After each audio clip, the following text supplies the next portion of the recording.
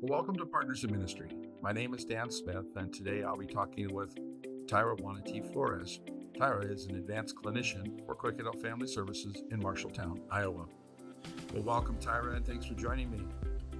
Hello, thank you for having me.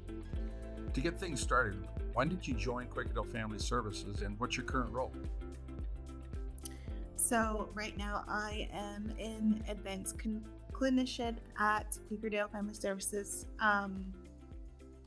and I serve as a mental health counselor, working with people who are looking for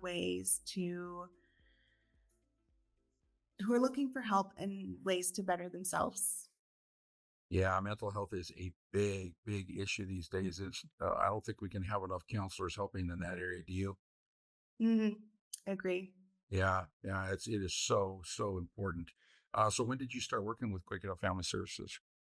I started working here about um, March, so about nearly 2 months now, I guess. Okay. Are you from Mhm. the Marshalltown area or I'm from Tama, so I grew up in Tama. I currently live in Marshalltown, but Tama is only a 20-minute drive away. heard about Quakerdale Family Services? Yeah, so we are an organization that focuses on providing quality mental health services to individuals, families, couples, basically anyone who's in need of, just someone to talk to. Um, Aside from just office services, we don't have the well, we do have like the occasional, you come into the office, you sit down, you have a conversation. But aside from that, we have we're I'm located on the ranch. Okay. So we provide horse therapy to couples, to families, or individuals.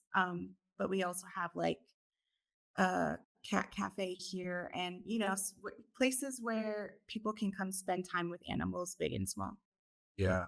Hey, as a side issue, Wolf Ranch has an open house coming up on Saturday, June 1st, I want to think. So if you've never been Mhm. out to see the ranch, hey, take this time to go see it. It's an awesome place. A lot of fun things to do. Great thing for all the family. Are you going to be there for that, Tyra? No, I'm not. I will have to be at a training that weekend. Sure.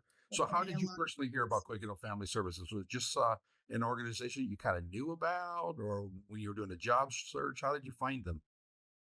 So, well, when it came to the job, they found me. Okay. Um, but I knew about Quakerdale Family Services through other social working networks.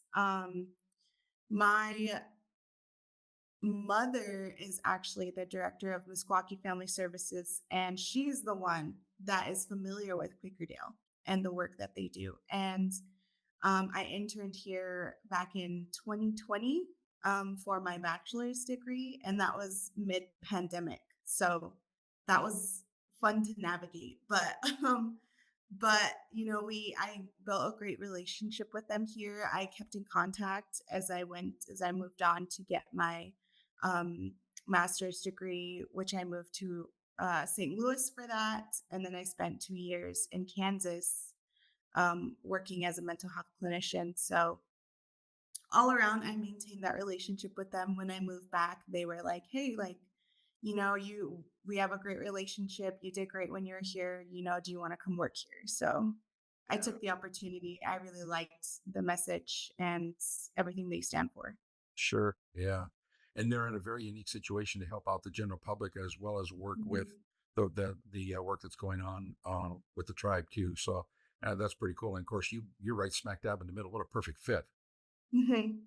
Now, as you take a look back on your journey of becoming a counselor, there are certain events that can kind of stand out that say, boy, you know what? That played a really special role in preparing me to do this work. What are some of those special things that happened to you along the way? Um, I feel like there is just so much that comes to mind when I think about that question. Um, I've definitely overcome a lot of obstacles in my way, things that I've experienced. But one thing that really kind of motivated me to pursue this career in this field was the the lack of indigenous providers in this field. Um, Mental health is very important to me, especially as an indigenous woman. Making sure that my clients also feel heard, because I feel like in a lot of settings it's hard to it's building the relationship with the client is very fragile to me, Sure. and should be handled with care. And from past experience, you know, even I've bounced around from counselor to counselor because it just didn't feel like I was being heard or listened to. So that is definitely one thing that I took with me and that I try to apply to all of my clients is that, hey, like, I might be a counselor, but I am here to listen to you and I'm here to help us solve your problems together. Or just being someone that you can talk to. And, not everyone needs a solution. Everyone just wants to be heard sometimes. So I try to incorporate that into every person that I meet. When you first start going into um, college work, your master's, your bachelor, you do an internship and so forth, it is kind of like book learning type of stuff. And then all of a sudden, reality hits when you're working with clients themselves. What have been some of the most rewarding experiences for you personally as you've been able to work with clients and help them? Um, I guess speaking from my previous job, I built really great relationships with the kids that I worked with. So I worked with children youth between the ages of 10 through 24. Um, and I built really great relationships with them. They would see me out in public and, call me over, introduce me to their families and introduce me to their friends. Um, and they would they started gifting me little things, like cards, like I think one of my most treasured things that I've gotten is from a client who, came in, and when it was time to part ways, she gave me a little card. And the final line said, "I'm happy now." Mm. And so I have that still and it's hanging in my room. And it just kind of reminds me, like, it's worth it, like it really is about building important relationships with your clients and being someone that they can talk to and laugh with. And while they might be only here for an hour, but I treat it as like a friend that stopped by. And Sure. yeah. Yeah, those kind of experiences are so cool because it takes it away from my task or my job as a counselor, and it goes right straight to your very heart, doesn't it? It just gives you an encouragement and a sense of fulfilling, doesn't it? It sure does. Yeah. Well, with every success, there's always the other side of it, and that's challenges. What have you seen has been some of the biggest challenges that you've had to work through when it comes to helping people with mental health? um I think the biggest challenge is knowing that there are always going to be, I think, especially with my younger clients, is that there's boundaries. Um, especially when it comes to wanting to help them more than you can. Because it's not, I have to understand, it's like it's not something that I can push for them to do because that's not my job. It's something that I have to help them realize that they can do it themselves. And sometimes they might run into an obstacle where they think like I can't do this anymore or this is too hard. And like you want to help them more than you can. But my thing is like I have to take a step back, and sometimes you have to let them fall because it's a learning experience. It's a part of the journey. My friends and I, we always believe healing isn't linear. And even though we wish it was, and even though we wish that we could make it so, it's not. And that is something that's very difficult to watch when you watch a client fall.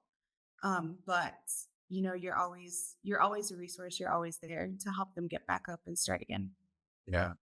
Falling is such an important part of learning how to work through life. The important thing is that you've got somebody there to help you step back up and give it another shot. And I'm sure that's a major part of what role that you play, isn't it? Yes, yes, for sure. Yeah. So we're sitting down, and I've got some things that I need to work through personally, and sooner or later the question's going to come up. Tyra, why should I choose you to help me? How would you answer that question? Um, well, I would like to think that something I always tell my clients is that not everyone is going to be a great fit. But one thing that I always try to do is, like I said, understand you on a level that isn't just professional. Because, you know, we come in here, we do this professional work together, but I want to make sure that I'm understanding you as a person and not just as a client. I value my relationships with my clients very much. Um, like to the point where, like I said, my previous clients see me in public and they approach me and they're excited to see me. I just want us to get onto a level of, I guess, like mutual understanding and respect. And also understanding that I'll be able to, I guess, just in the simplest way I can put it is just being there for you as a client and as a person, Sure. because I believe those things are different and the same at the same time. Yeah. Yeah, when you talk about the way that you like to help, it reminds me so much of one thing I heard from a mentor that I had one time, and he said, Dan, the thing you need to understand when you're working with people is that there's times when they need to be by themselves, but they also need to know that they can ask you to come and join and walk with them for a while. But ultimately, they have to learn to be able to walk on their own. And I am so much hearing that in what you're saying. You want them to be successful, but you also understand that there's going to be times when they're not going to make it necessarily, but at least they've got somebody to fall on that can be there to Mhm. help pick themselves back up and move forward. And that is fantastic. Yes, thank you. Well, Tyra, I just want to thank you so much for spending some time with me today. It's just been great to get to know you a little bit better. So thank you so much. No, thank you for having me. It was great talking to you. Hey, if you've got any questions that you have about Quakerdale Family Services or Tyra, you can see her contact information here on the screen. You can also find it in the show notes for this episode on our website or in the description of this YouTube video. On behalf of Quakerdale Family Services, Tyra Wanati Flores, and Partners in Ministry, I want to thank you for joining us today. And until next time, let's get out there and serve as Christ serves.